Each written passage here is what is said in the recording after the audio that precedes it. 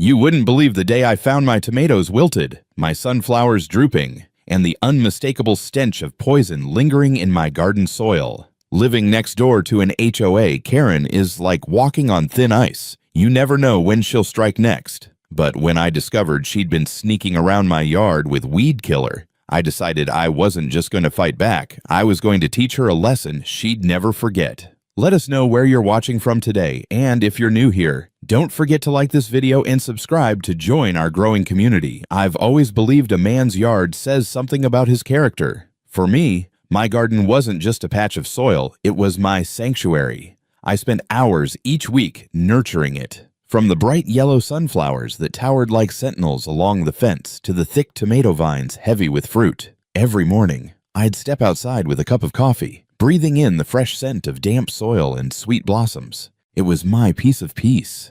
That's why the sight that greeted me one Tuesday morning hit like a gut punch. My sunflowers, once proud and tall, drooped as if someone had taken the life right out of them. The leaves were curling and spotted with strange brown burns. My tomatoes, which had been bright and firm just the day before, looked like they'd been shriveled in an oven. The air smelled faintly chemical, like something sharp had been spilled across the dirt. I knelt down, running my fingers over the dry, lifeless stems. Something was wrong, terribly wrong. I spent an hour checking the irrigation system, thinking maybe the hose had leaked or I'd accidentally over-fertilized. But deep down, I knew better. I could almost feel her eyes on me. Karen. Everyone in the neighborhood knew Karen. She was the kind of woman who treated the HOA like her personal army. Every lawn, every mailbox, every trash can placement had to meet her approval, or else. I'd caught her peering over my fence more times than I could count, muttering about yard standards and how my garden looked like a wild mess, but I'd brushed it off. After all, what kind of person takes their hatred of flowers this far? I didn't have to wait long for a clue.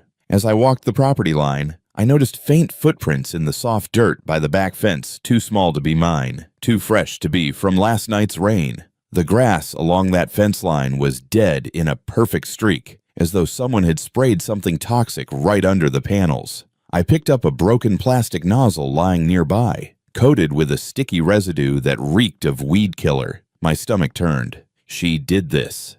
HOA, Karen poisoned my garden.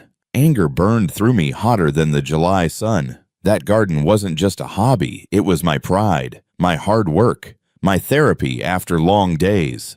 And she'd ruined it because it didn't look like her precious manicured hedges and lifeless stone paths. I stormed into my garage, my hands trembling as I threw the nozzle into the trash. I could almost see her smug face, leaning back in her Adirondack chair, thinking she'd fix the neighborhood by destroying what I'd built. I spent the rest of the day trying to salvage what I could. I pruned, watered, and tried to flush the soil, but the poison had seeped deep. By nightfall, I'd lost half the plants I'd cared for all summer. I sat on the porch, watching the sunset paint the sky orange and purple, and I felt something shift inside me. This wasn't just about flowers anymore. It was about respect, about boundaries. Karen had crossed a line, and I knew I couldn't let this slide. The next morning, I saw her walking her dog past my house. She didn't even glance at me, just a smug little smirk, as if she already knew she'd won. That was the moment I made my decision. I wasn't going to yell. I wasn't going to spray her yard back. I was going to outsmart her, hit her where it hurt, and make sure she understood that I wasn't someone to be messed with. But before I could get to the revenge part, I needed proof. I spent that week setting up cameras along the fence line. Late one night, my plan paid off. There she was, in her pink sweatshirt, creeping along the fence with a spray bottle in hand, her flashlight cutting across my yard like a thief in the dark. I watched her on the screen, and I felt my blood run hot. It was time to confront her. I didn't wait long after seeing that footage. The very next morning, I marched over to Karen's pristine yard, my phone in hand with the video ready to play. Her property was as fake and lifeless as her attitude, perfectly trimmed hedges, plastic lawn ornaments, and not a speck of dirt out of place. She was kneeling by her driveway, polishing her garden gnome like it was a prized trophy. "Karen," I said, my voice steady but sharp, "we need to talk." She barely looked up. If this is about your weeds, I already told the HOA I cut her off by holding the phone in front of her. Watch. The video rolled, showing her sneaking around with the spray bottle. Her smug grin vanished, replaced by a flash of panic she tried to cover with a scowl. That's not me. That's someone else. Really? I tilted the screen. Pink sweatshirt, same haircut, same nosy attitude. Looks like you to me. She stood, brushing off her knees, and crossed her arms. Your yard is a mess. It's bringing down property values. I was doing you a favor. A favor. My jaw clenched so hard I thought my teeth might crack. Poisoning my garden isn't a favor. It's vandalism. You've crossed the line. Karen. She smirked, the kind of smirk that makes you want to tear down a fence with your bare hands. Good luck proving anything to the HOA. They listened to me, not you. Her confidence wasn't surprising. She practically ran the HOA board. She was the kind of person who knew how to twist rules and push buttons until everyone bent to her will. I realized right then that confronting her wouldn't be enough. I needed a plan that would make her pay, not just in fines or apologies, but in the one thing she cared about most: control. Still, I wasn't going to let her walk away without feeling some heat. I've got this video, I said, pocketing my phone. You so much as set one foot on my property again, and I'll take this to the police. Poisoning plants. That's property damage. Think about how the HOA will feel when they see their queen bee dragged into a legal mess. She stiffened at that, though her smile didn't waver. You wouldn't dare. Try me. I turned on my heel and walked back to my yard, my heart pounding with adrenaline. For a moment, I felt like I'd won something, but I knew better. Karen wasn't the type to back down quietly. She'd be plotting her next move before I even shut my door. Sure enough, 2 days later, I got a letter from the HOA. A fine. Apparently, my unkempt garden violated the community's landscaping rules. I almost laughed at the audacity. She'd killed half my plants, and now I was being fined for it. I attended the next HOA meeting, hoping to clear things up. The room was full of my neighbors, half of them sipping coffee, like it was some kind of Sunday brunch. Karen sat at the front like a queen on her throne, tapping a pen against her folder of violations. Mr. Turner, she said sweetly when my name came up. We've had multiple complaints about your garden. It's unsightly, overgrown, and doesn't meet our neighborhood standards. I stood up, my phone in hand again. Funny you say that, Karen, because here's a video of you sneaking into my yard with a bottle of poison. Maybe we should talk about how that violates the rules. A few gasps went through the room, but Karen was quick. This is harassment. He's making things up because he can't follow simple rules. Look at his yard. It's practically a jungle. I wanted to argue, but I could see she still had most of them wrapped around her finger. The HOA president, a tired-looking guy named Greg, shrugged and said, "Let's table this discussion and revisit the fine in 2 weeks. Mr. Turner, please bring evidence next time if you have any."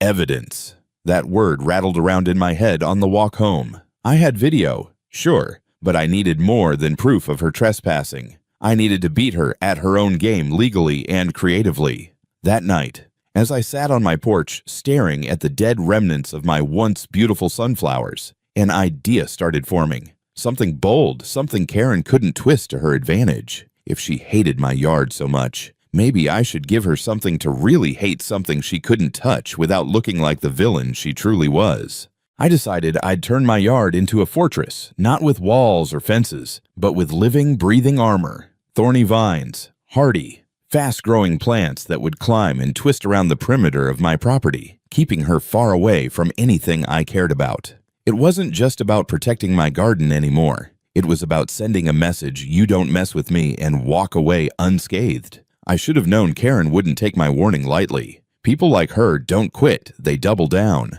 And sure enough, just a few days after the HOA meeting, I found a bright yellow envelope taped to my front door. It wasn't a friendly neighbor's note. It was another fine, this time for unapproved fencing and yard modifications. I stared at the paper, jaw tight, because I hadn't even started planting the thorny vines yet. Karen was moving faster than I'd expected, trying to box me in before I could strike back. She was clever, maliciously clever. She knew that bearing me under HOA fines would either force me to give up my garden or drain me into submission. But she didn't know me well enough. I don't fold when I'm cornered. That evening, I saw her standing at the end of my driveway, talking to two other board members, Bill and Martha. Both of them nodded along like they were being fed gospel truth. I could practically hear her voice from 20 feet away, whining about my jungle yard and how it attracted pests. My fists clenched at my sides. Evening, I called, stepping outside with a deliberate calmness. Karen turned, that ever-present smirk plastered on her face. "Oh, hi, Mr. Turner. We were just discussing how we can maintain our property values. You understand, don't you?" "I understand you're making up stories," I shot back. "Poisoning my plants wasn't enough. You have to drag the whole board into your nonsense." Bill cleared his throat awkwardly. Now, let's keep things civil. The HOA just wants everyone's yard to match community standards." I laughed loud enough to make them flinch. Community standards. My garden was thriving until someone I glanced right at Karen decided to kill it. "And now you're fining me for the damage she caused." Karen folded her arms. "You have no proof, Turner. You're just trying to stir up trouble. And if you keep this up, I'll file a complaint about harassment." Her tone was sugar-coated, but I could feel the venom underneath. She wasn't just trying to destroy my garden, she wanted to break me, to make me the neighborhood pariah. Fine, two could play this game. Over the next few days, I did my homework. I dug into HOA bylaws, looking for every loophole I could find. I called the local garden center and even talked to a county horticulturalist about what plants were considered native landscaping and therefore untouchable by HOA rules. Turns out, thorny vines like wild roses and certain native brambles were not only legal, but also considered excellent for erosion control and wildlife support. Perfect. Meanwhile, the fines kept coming $50 here, $100 there. Karen wasn't letting up. At one point, I caught her taking photos of my yard from across the street. Her phone zoomed in like she was a paparazzo. I walked out to the curb, crossed my arms, and stared at her until she finally stomped away. That's when I realized this wasn't just about my garden. It was about power. Karen thrived on control. She used the HOA like a weapon, intimidating people until they gave her what she wanted. Well, I wasn't going to be intimidated. I was going to flip the script. I started documenting everything, every fine, every letter, every little smirk she threw my way. I also collected more footage from my cameras, which I'd now positioned in plain sight along the fence. If she even thought about stepping into my yard again, I'd have her dead to rights. The following week's HOA meeting was where things came to a boil. Karen wasted no time standing up, clipboard in hand. "The issue of Mr. Turner's yard is still ongoing," she began, looking around the room like a queen addressing her subjects. "He refuses to comply with our guidelines. And frankly, his property is an eyesore." I stood up slowly, holding my own folder of documents. An eyesore? Maybe we should take a look at this. I pulled up a printed photo of her sneaking around my fence with the spray bottle. Gasps rippled through the crowd. This is the same woman accusing me of neglect when she's the one trespassing and destroying property. Karen's face went pale, then red. "That photo proves nothing. You're just trying to make me look bad. You don't need my help for that," I said, my voice hard. "I've got video, timestamps, and a receipt for the chemicals you bought last month. Yes, I checked with the local store. You want to keep playing this game? We can take it to court." The room fell silent. Even Greg, the HOA president, shifted uncomfortably. Let's not escalate this further," he said. "We'll revisit these fines after reviewing the evidence." Karen shot me a glare that could have burned a hole through steel. I knew this wasn't the end, but I could feel the tide turning. For the first time, she didn't have all the power. That night, as I sat on my porch with a beer in hand, I started sketching the layout for my thorny vine plan. Karen wanted a war fine. I'd give her one, but it would be on my terms. Karen wanted to make me feel powerless, but that's where she miscalculated. I've spent my life solving problems, building solutions with my own two hands, and I wasn't about to let her HOA rulebook run me out of my own yard. After that HOA meeting, I spent hours sitting in my garage with a notepad, mapping out my next move. I wasn't just going to replace the flowers she'd poisoned, I was going to transform my yard into a fortress she couldn't stand to look at, let alone touch. The idea came to me while flipping through an old landscaping magazine. There was an article about using thorny vines and native plants to create living fences. These weren't just any plants, they grew fast, spread wide, and were nearly impossible to handle without gloves and heavy-duty cutters. Wild rose bushes, pyracantha, blackberry brambles, all of them had thick, sharp thorns that could stop a person in their tracks. Best of all, they were 100% legal and even considered environmentally friendly in our county. HOA couldn't say a thing about them. I decided to line my entire property with these thorny guardians. If Karen wanted to poke around my yard, she'd have to face a wall of nature's barbed wire. The next day, I took a trip to the local nursery. The owner, a grizzled old man named Hank, took one look at me and said, "You're not looking for petunias, are you?" I smirked. "Nope. I need something tougher. Something that says, 'keep out.'" He chuckled and led me to the back, where the wild rose bushes and thorny vines were stacked in black pots. "These babies grow fast," Hank said, patting one of the plants like it was a loyal dog. "Once they take root, they'll make sure nobody messes with your yard." I loaded up my truck with as many as I could fit, along with a few bags of rich soil and fertilizer. It wasn't cheap, but this wasn't about money anymore, it was about principle. That evening, under the warm glow of my porch light, I began the work. I dug deep trenches along the fence line, spacing out each plant carefully. The smell of fresh dirt mixed with the faint, lingering scent of the poison Karen had used, it fueled me, reminded me why I was doing this. As I planted the first row of wild roses, I imagined her face when she realized she couldn't just reach over and pull them up. I pictured her trying to lean on the fence to glare into my yard, only to catch her sweater on a thorn. The thought made me smile for the first time in days. By the third day, the line of vines was taking shape. I worked late into the evenings, my gloves thick and my arms scratched from the stubborn brambles. Sweat rolled down my back, but with every plant I placed, I felt stronger, more in control. This was my revenge, but it wasn't just petty. It was smart. It was lasting. I even added a few ornamental touches. In between the thorny bushes, I planted bright red and yellow flowers, resilient ones that would thrive despite the damage she'd caused. The contrast was beautiful, almost defiant, as if my garden was rising from the ashes of her sabotage. Of course, Karen noticed.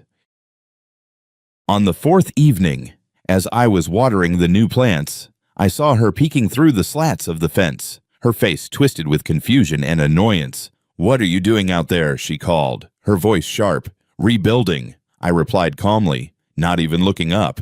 "Don't worry, it's all legal. Native plants, approved by the county. HOA can't say a word." Her mouth opened and closed like a fish, but she didn't respond. She just stormed back into her house, slamming the door behind her. I knew then that I was getting under her skin, but this was just the beginning. Once the plants rooted and spread, they'd form a natural barrier so thick that even a determined trespasser couldn't get through without bleeding for it.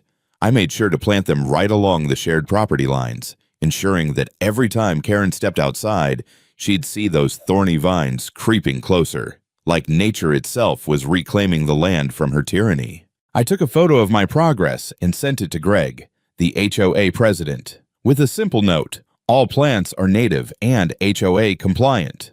No further action needed." He replied within the hour, "Looks good, Turner. As long as it's within code, you're clear." That was all the confirmation I needed. By the end of the week, my yard was transformed into something both beautiful and untouchable. The vines, though young, already hinted at the thick, impenetrable wall they'd become. I stood at the edge of my driveway, wiping sweat from my brow, and for the first time since this mess began, I felt like I was winning. But I knew Karen. She wasn't going to let this go quietly. The moment she realized she couldn't control me or my yard, she'd strike back harder. And when she did, I'd be ready. Revenge isn't just about anger, it's about patience, planning, and precision. By the time I started the second phase of my plan, the thorny vines I'd planted along the fence were already sprouting new shoots. Each morning, I'd water them and watch their slow, stubborn climb, knowing every inch meant more trouble for Karen. But I wasn't done. I wanted a layer of defense so clever that even her conniving HOA mind wouldn't know how to fight it. The vines were my first strike, but my real trap would be a landscape so wild, yet so perfectly legal, that she'd have no way to argue against it. I spent hours researching plants that looked harmless but grew fast and aggressively. Native blackberry brambles, climbing roses, and pyracantha were all on my list. They didn't just have thorns, they had personalities. They spread like wildfire and created a natural barrier that even a rabbit would think twice about crossing. Every evening after work, I'd be out there digging and planting. I added a second row of thorny vines inside my yard, creating a double barrier. I made sure to mix in brightly colored wildflowers in between, partly to throw Karen off and partly to make my yard look vibrant and alive. If she wanted to complain to the HOA again, I'd have a wall of legal landscaping to shove in her face. I knew she was watching me every time I glanced up. I'd catch her curtain twitching. Once, I saw her standing by her kitchen window with binoculars, pretending to birdwatch. I smiled and waved. She slammed the blinds shut so fast it made me laugh. While most of my focus was on the backyard where she'd done the most damage, I wasn't about to leave my front yard unprotected. I replaced the poison flowers with native prairie grasses and low shrubs, each chosen for durability and ease of maintenance. Karen hated wild-looking plants, but the beauty of these grasses was that they were perfectly HOA approved. Every blade that sprouted was like raising a middle finger to her without saying a word. I also added a few solar lights to line the walkway. At night, the soft glow illuminated the freshly planted vines, giving them an almost intimidating presence. I imagined her seeing that glow from her front porch and grinding her teeth. The final touch was something Hank from the nursery suggested: a few climbing rose arches that I installed along the pathway to my backyard gate. "These things grow fast," Hank had said with a grin, "and when they bloom, they'll look beautiful. But until then, they'll snag anyone dumb enough to get too close." I spent a whole Saturday setting them up,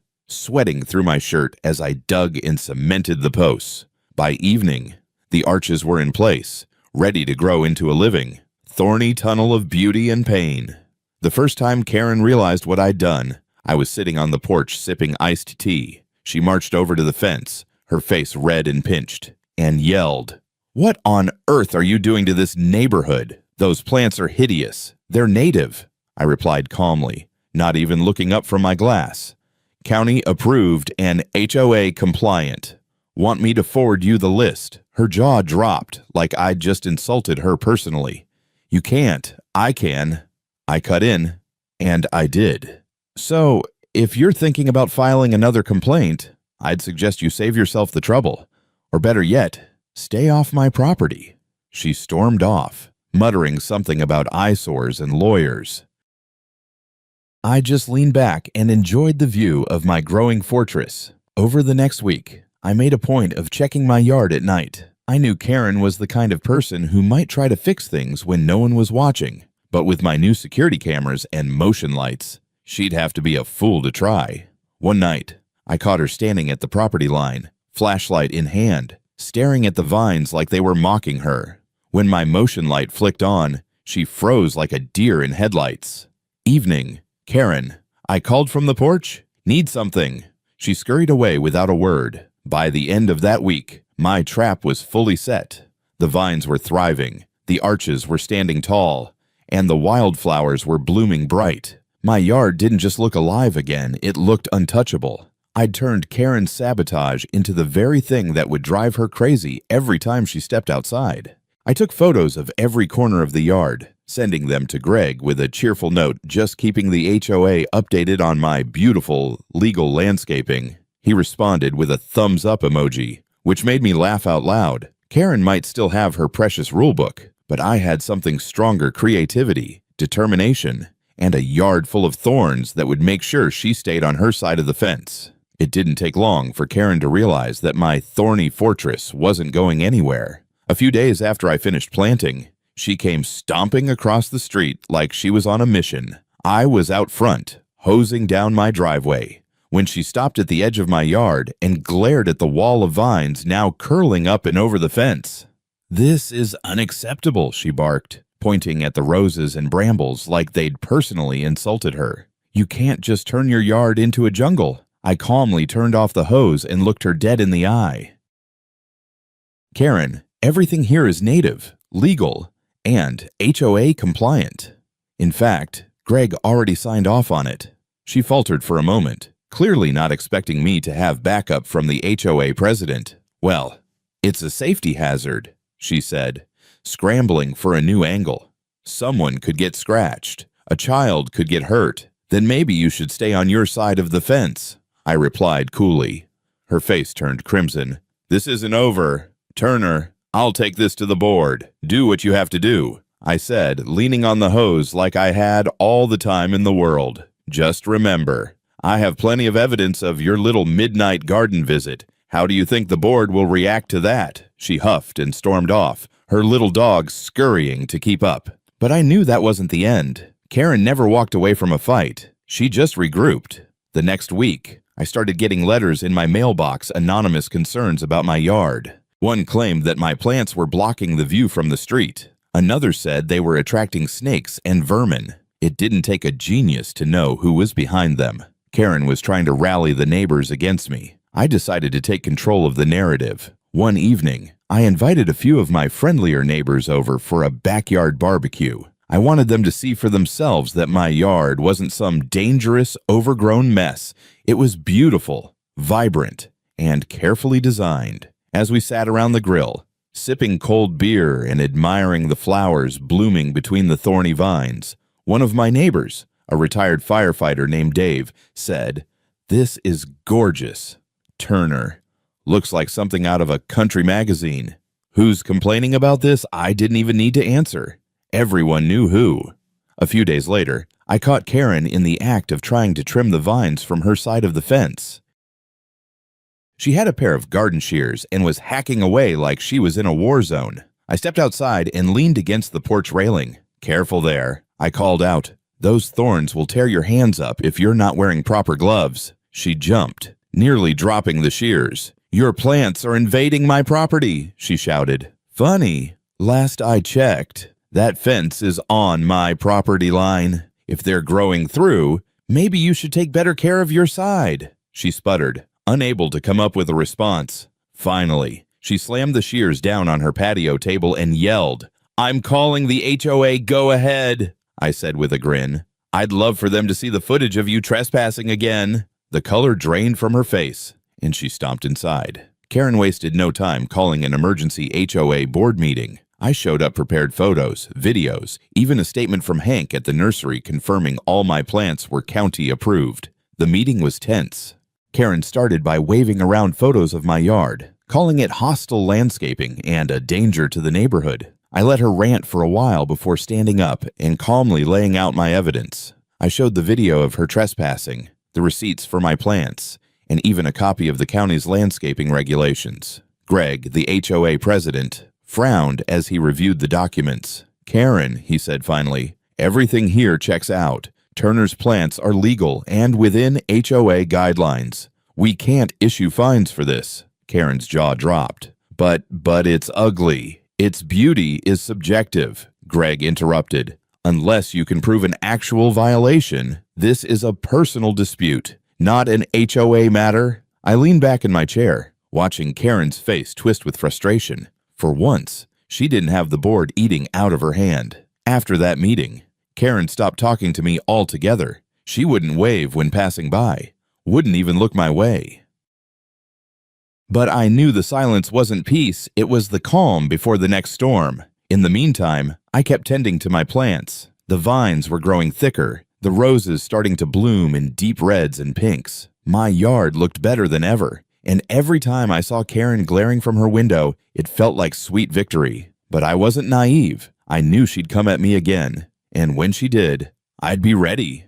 I knew the storm was coming. Karen's silence was never a sign of surrender. It was the quiet of someone sharpening their claws. 2 weeks after our last HOA meeting, I received a certified letter. It was a formal notice from the HOA board stating that there would be a special session to discuss ongoing landscaping disputes and potential neighborhood hazards. The letter might as well have had Karen's signature scrawled all over it. I spent that weekend preparing like I was going to trial. Every piece of evidence I'd collected photos of my thriving garden, timestamps of her trespassing, and even the county landscaping approval documents was neatly organized in a folder. I wasn't just defending my yard anymore. I was defending my right to live in peace without being harassed by someone who thought she ruled the block. The HOA meeting was held in the community center, a place where folding chairs and stale coffee did little to soften the tension that always filled the air. By the time I arrived, the room was already buzzing. Neighbors were murmuring, some clearly on Karen's side, others just there for the drama.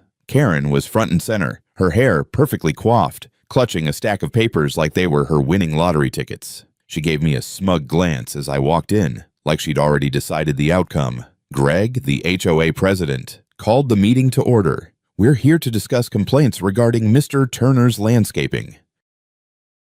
Karen, since you filed the initial grievance, you have the floor. Karen stood, clearing her throat theatrically. Thank you. Greg, I think we can all agree that our neighborhood thrives when we maintain certain standards, clean lawns, neat hedges, and a sense of uniformity. Unfortunately, Mr. Turner's yard has become a thorny nightmare, quite literally. It's not just unsightly, it's dangerous. Children could get hurt, pets could get tangled. This wall of thorns, she gestured dramatically, is an attack on our community's values. Murmurs rippled through the crowd. I could see a few heads nodding, but others looked skeptical. I waited until she finished her performance before standing up. Greg, board members, neighbors, my yard is not a thorny nightmare. It's a native, eco-friendly landscape. Every plant I've put in is county approved and meets HOA guidelines. If Karen here wants to call it dangerous, maybe she should consider staying on her own property where it can't bother her. Karen's face twisted. You're being hostile. Turner, those plants are practically weapons. I pulled out my folder and calmly handed copies of my documentation to the board members. Here are the receipts for every plant I bought, along with confirmation from our local nursery that these are recommended for soil erosion and wildlife. Here's the county code that states native plants cannot be restricted by HOA landscaping rules. And I paused, pulling out my trump card. Here is a time-stamped video of Karen trespassing on my property with a bottle of weed killer. The room went dead silent. Greg raised an eyebrow as he watched the short clip on my phone. Karen, is this true? Karen's face turned crimson. That's not what it looks like. I was just trying to control the weeds that were spilling over the fence. On his side of the fence, I asked, my tone flat and sharp. Martha, one of the board members, leaned forward. Karen, this is serious. If you trespassed and damaged his property, that's beyond HOA jurisdiction. That's a legal matter. Karen stammered, but no words came out. For the first time, she looked cornered. Greg cleared his throat. After reviewing this evidence, it's clear that Mr. Turner is within his rights to maintain his yard as he sees fit, provided it follows county regulations, which it does. As for the trespassing issue, Karen, I strongly suggest you resolve this privately before it escalates further. Karen sat down hard, her lips pressed into a thin, angry line. I didn't smile, but inside, I was glowing. For weeks, she tried to bully me, fine me, and humiliate me. Now the tables had turned. As the meeting ended, a few neighbors came over to pat me on the back. Dave, the retired firefighter, muttered, "Good on you, Turner." Someone had to put her in her place. Karen stormed out without saying a word, her heels clicking like gunfire on the tile floor. I watched her go, knowing this battle was over, but the war, that was done too. She wouldn't dare come near my yard again, not with the board now aware of her antics. That night, I sat on my porch, watching the moonlight cast soft shadows over my blooming vines. The roses had started to open, their petals deep crimson against the dark thorns. My garden wasn't just alive again, it was thriving, and every thorn was a reminder that I'd fought back and won. But I wasn't finished celebrating just yet. I had one more move, one final act that would ensure Karen understood she'd never hold power over me again. After the HOA meeting, the neighborhood felt different. It was quieter, calmer, as if everyone knew Karen's reign of terror had finally hit a wall. I hadn't seen her much since that night, and when I did catch glimpses of her, she avoided eye contact. No smug smirks, no condescending remarks, just silence. It was the sweetest kind of victory, but I wasn't about to let my guard down. I knew Karen well enough to know she'd try to save face, so I decided to finish my plan and make my garden something so beautiful and so untouchable that even she couldn't spin it into a problem. Over the next 2 weeks, I poured every ounce of energy into my yard. The thorny vines had already grown into a thick, protective wall along the property line, but now I added splashes of color and charm. Wild flowers danced between the brambles, their yellows and purples glowing in the afternoon sun. I planted more roses along the front walkway, weaving them around trellises until they created a living arch that welcomed anyone who visited, except, of course, Karen. To top it off, I built a rustic wooden bench in the middle of the garden, right where my sunflowers used to stand. I could sit there in the mornings with a cup of coffee and watch the hummingbirds flit from bloom to bloom. It wasn't just a garden anymore, it was my sanctuary, rebuilt stronger and prouder than before. One morning, as I was adjusting the solar lights around the walkway, I saw Karen standing at the edge of her driveway. She looked at my yard with an expression I couldn't quite read, part anger, part defeat. I walked over, leaning casually on the fence. "Morning, Karen," I said with a friendly tone that I knew would irritate her.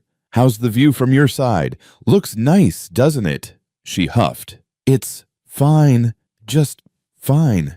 Then she turned on her heel and went inside without another word.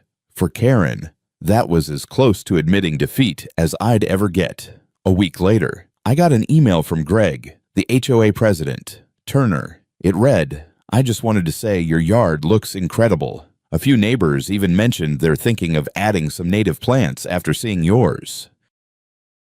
Maybe you've started a trend." I laughed when I read it. The idea of Karen living on a street where people were inspired by my jungle must have been eating her alive. It wasn't just about revenge anymore, it was about showing Karen that respect is earned, not enforced through HOA rulebooks and intimidation. By standing my ground, I'd not only protected my garden, but also shown the entire neighborhood that her bullying had limits.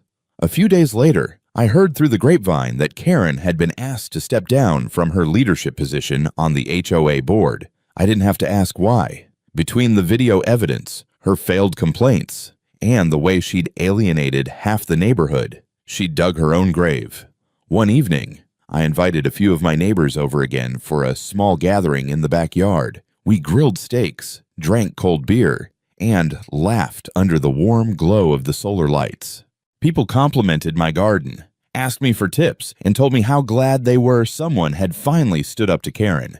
Sitting there on my bench, surrounded by friends, and the fragrance of blooming roses, I realized something I hadn't just won against Karen. I'd reclaimed my sense of pride and community. My yard wasn't just mine anymore, it had become a place where people felt welcome. A symbol that standing up for yourself can lead to something better. A few nights later, I saw Karen walking her dog past my house. She slowed down, glancing at the glowing arches of roses and the neat rows of thorny vines. For a second, I thought she might say something snide. Instead, she muttered, almost begrudgingly, "The garden looks nice."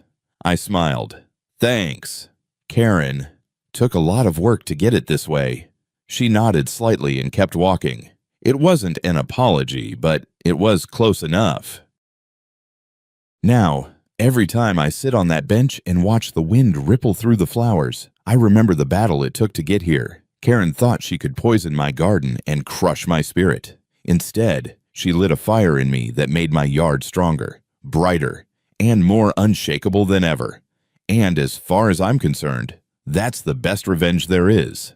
In the end, this wasn't just about a garden or an HOA dispute, it was about standing up for myself and proving that no one, not even someone like Karen, could bully me into silence. My garden is thriving now, brighter and stronger than ever, with every thorn and bloom standing as a reminder of the battle I fought and won. Karen thought she could poison my hard work, but all she really did was fuel my determination. Life has a way of testing us. And sometimes those tests come in the form of neighbors who can't mind their own business.